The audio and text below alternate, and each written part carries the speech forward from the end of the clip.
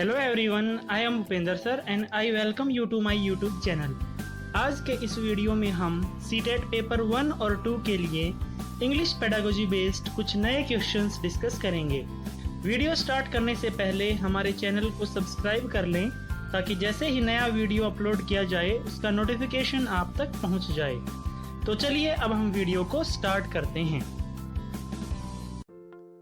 तो आज के लिए पहला क्वेश्चन है, Considering students' learning styles broadens the approaches taken to help language-related problems.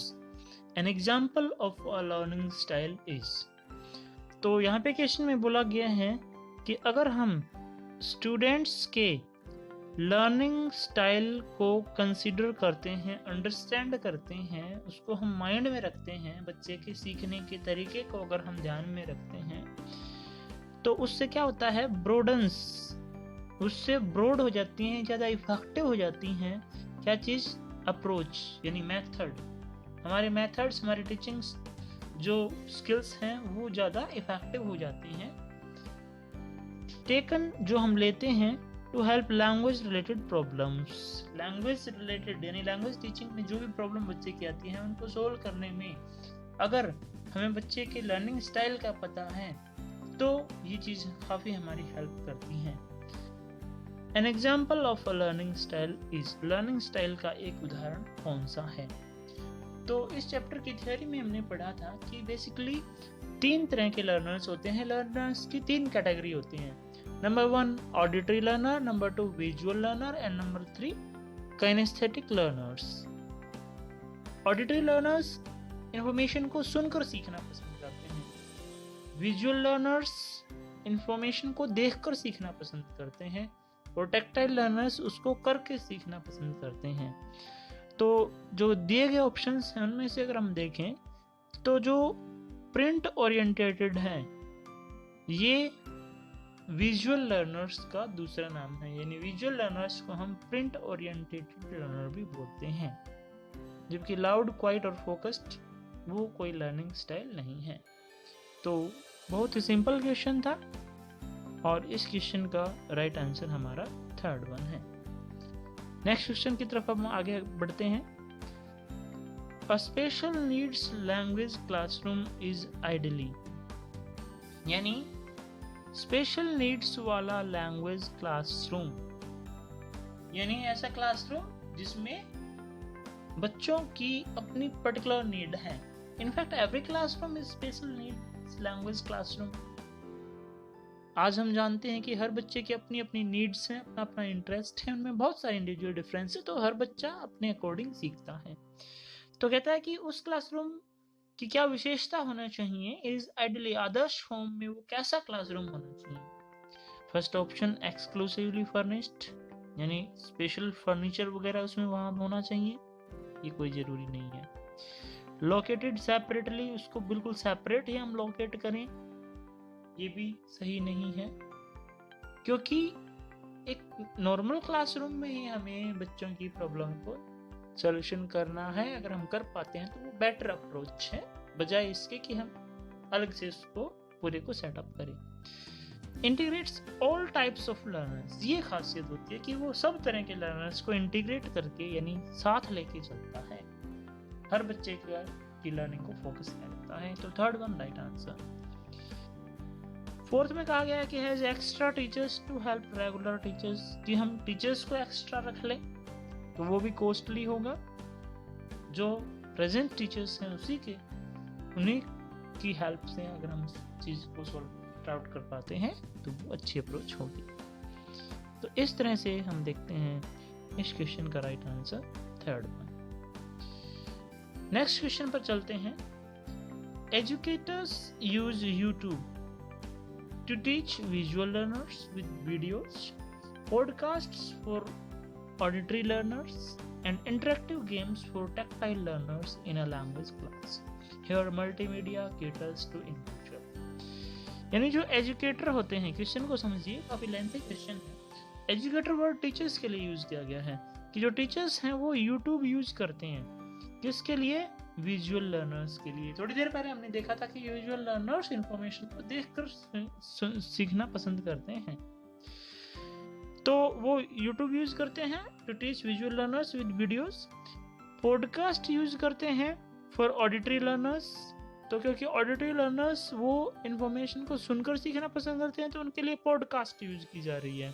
तो पॉडकास्ट जो है उसको हम बोल सकते हैं एक तरह से ऑडियो फाइल वो होती है, ऑडियो फॉर्मेट में वो होती है। एंड इंटरेक्टिव गेम्स, और इंटरेक्टिव गेम यूज कर रहे होते हैं टीचर्स, इसके लिए टैक्टाइल लर्नर्स के लिए, क्योंकि वो इंफॉर्मेशन को करके सीखना पसंद करते हैं, गेम्स की फॉर्म में सीखना पसंद करते हैं इन अ लैंग्वेज क्लास, लैंग्वेज की क्लासरूम। तो ये सब जो मल्टीमीडिया हम यूज कर रहे हैं, क्या क्या, यूट्यूब हमने यहाँ पे यूज की, पॉडकास्ट हमने यूज की, और इंटरेक्टिव गेम्स हम यूज कर रहे हैं। तो ये किस चीज को केटर कर रहे हैं, सपोर्ट कर रहे हैं, हेल्प कर रहे हैं, ये मल्टीमीडिया किस चीज की हेल्प कर रही है? Your options, learning disabilities, no. Linguistic differences, no. Learning styles, yes. ये लर्निंग स्टाइल्स के अकॉर्डिंग यहाँ पे टीचिंग हो रही है। तो third one right answer. Authentic second language, no. ये कोई सेकंड लैंग्वेज की ऑथेंटिसिटी के ऊपर यहाँ पे बात नहीं की जा रही है। तो इस तरह से इस क्वेश्चन का राइट आंसर हमारा हो जाता है थर्ड वन। अब हम नेक्स्ट क्वेश्चन पे आगे बढ़ते हैं। टीचर्स में respond to young writers according to their individual needs, how? यानी जो टीचर्स हैं वो यंग राइटर्स को रिस्पॉन्ड कर सकते हैं। तो यहाँ पे यंग लर्नर्स वर्ड जब भी यूज होता है, या यंग राइटर्स वर्ड जब भी यूज होता है, तो वो आपको देखना है कि छोटे बच्चों के लिए, छोटे क्लासेस के बच्चों के लिए वो यूज कर रहा है। तो छोटी क्लासेस में ही बच्चों को टीचर्स जो है वो रिस्पॉन्ड कर सकते हैं, हैंडल कर सकते हैं, टीच कर सकते हैं according to their individual needs. उनकी अपनी पर्टिकुलर नीड्स के अकॉर्डिंग, उनके हिसाब से टीचर टीचिंग कर सकते हैं। हाउ? ये काम कैसे होगा? Options, first option, praise what they do well, making specific comments about the work. यानी बच्चे जो भी करें उसको हमें क्या करना है? प्रेज करना है। तो एप्रिशिएशन एक बहुत बड़ी चीज है। हम कुछ स्पेसिफिक कमेंट्स उसके काम में कर सकते हैं, लेकिन प्रेज जो है हम करें, प्रेज करके बच्चे की हम एफिशिएंसी लेवल को बढ़ाते हैं, उसको मोटिवेशन देते हैं, और बच्चा मोटिवेट हो गया तो बहुत सारे काम कर पाएगा। Definitely first option is right option. बाकी ऑप्शंस की बात करते हैं। Encourage them by overlooking certain errors, उनकी कुछ मिस्टेक्स को ओवरलुक करते हुए, इग्नोर करते हुए हम उनको एनकरेज करते रहें। तो ये भी सही हो सकता है, लेकिन फर्स्ट वन जो है वो ज़्यादा बेटर है, क्योंकि उसमें प्रेज और एप्रिशिएशन की बात हो रही है और साथ में कमेंट्स भी किए जा रहे हैं प्रॉब्लम के बारे में। Third option, reward students who write well before the whole class. तो रिवॉर्ड एक पॉजिटिव चीज़ तो है, लेकिन कभी कभी उसका एक नेगेटिव असर भी हमें देखने को मिलता है कि बच्चों में एक तरह की जेलसी वाली फीलिंग वहाँ पे क्रिएट हो सकती है, तो उसके नुकसान होने के चांसेस हैं। Fourth option, give them detailed feedback on grammatical errors only. Detail में हम उनको फीडबैक दें जो जो मिस्टेक्स उन्होंने की हैं, तो उससे भी बच्चे का मोटिवेशन लेवल जो है वो कहीं ना कहीं डाउन आएगा। तो इस तरह से इस क्वेश्चन का राइट आंसर फर्स्ट। अब हम नेक्स्ट क्वेश्चन पे चलते हैं। Language teachers have to do a need analysis of their students too. यानी जो हमारे लैंग्वेज टीचर हैं उनको बच्चों का नीड एनालिसिस करना होता है, यानी ये देखना होता है कि बच्चे का कितनी एबिलिटी बच्चे के अंदर है और कितनी नीड बच्चे को है, किस बच्चे को कितनी नीड है। ये नीड एनालिसिस है ऑफ देयर स्टूडेंट्स। बच्चों का नीड एनालिसिस करना होता है लैंग्वेज टीचर्स को। वैसे तो सभी टीचर्स को करना होता है, लेकिन ये लैंग्वेज टीचर्स की बात की गई है। तो कहता है कि वो हम क्यों करते हैं, नीड एनालिसिस करना क्यों जरूरी है। First option, find out students interest in the choice of language. बच्चे का इंटरेस्ट फाइंड आउट करना। तो जब उसने एक लैंग्वेज उसने सिलेक्ट कर ही ली है, तो उसके बाद में उसका इंटरेस्ट फाइंड आउट करने का कोई बेनिफिट नहीं। तो फर्स्ट ऑप्शन सही नहीं है। Second option, compare the achievement levels among the students. Students के अंदर कंपैरिजन करें हम कि उनका क्या क्या अचीवमेंट लेवल है। तो ऐसा कंपैरिजन क्लासरूम में करना सही नहीं है। Evaluate their existing competence. हाँ, ये बिल्कुल सही बोला गया कि बच्चों के अंदर एट प्रेजेंट जो कॉम्पिटेंसी है, जो एबिलिटी है, वो चेक करने के लिए हम वो करते हैं। यानी कितना बच्चा जानता है और कितना उसको और अभी जानने की जरूरत है, कितना उसको और नहीं है।